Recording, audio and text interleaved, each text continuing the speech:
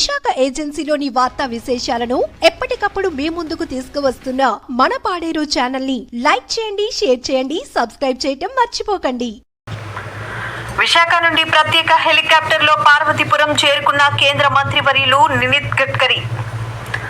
పార్వతీపురంలో జరుగు ఎన్డీఏ ఎన్నికల ప్రచార సభలో ప్రసంగించిన గడ్కరీ ఎన్డీఏ కూటమి అరకు పార్లమెంటు ఉమ్మడి అభ్యర్థిని కొత్తపల్లి గీత, పార్వతీపురం అసెంబ్లీ ఉమ్మడి అభ్యర్థి బోనెల విజయ్ చంద్ గెలుపుకు మద్దతుగా ఎన్నికల ప్రచారం, రైతుల కోసం ప్రధానమంత్రి మోడీ ఎన్నో అవకాశాలు కల్పించారు.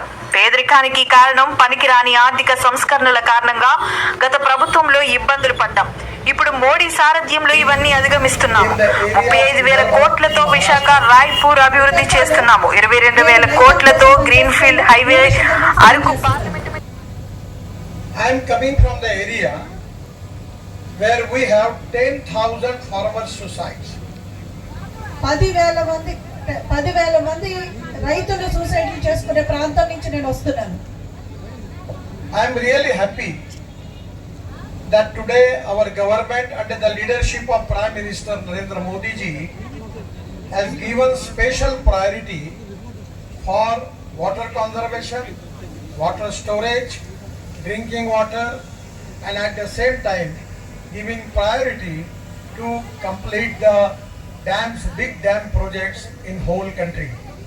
నరేంద్ర మోడీ గారి ప్రభుత్వం నీటి పారుదల కోసం ఎన్నో రకాలైన పథకాలను అమలు చేసి దానికి చాలా ప్రాధాన్యత ఇస్తున్నారుగా మనం చూస్తున్నాం.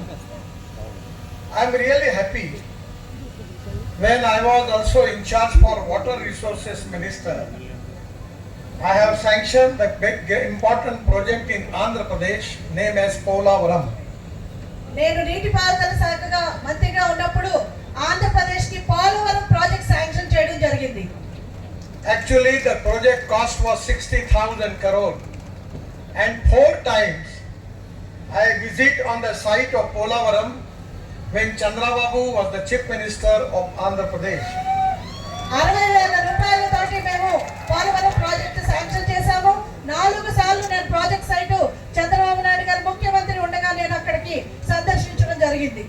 But I am really unhappy that because of the politics in the state, still the Polavaram is not completed.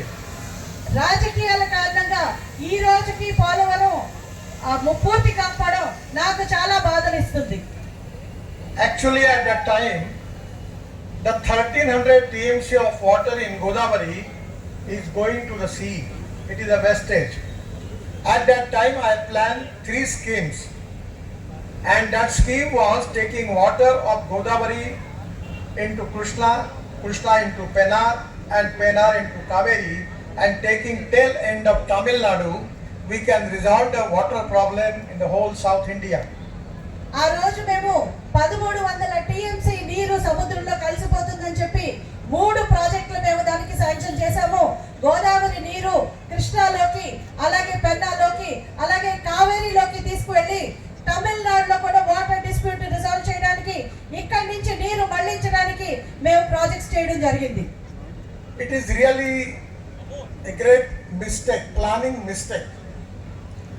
At before 47, the government at that time under the leadership, Congress government under the leadership of Nehru ji, their priority was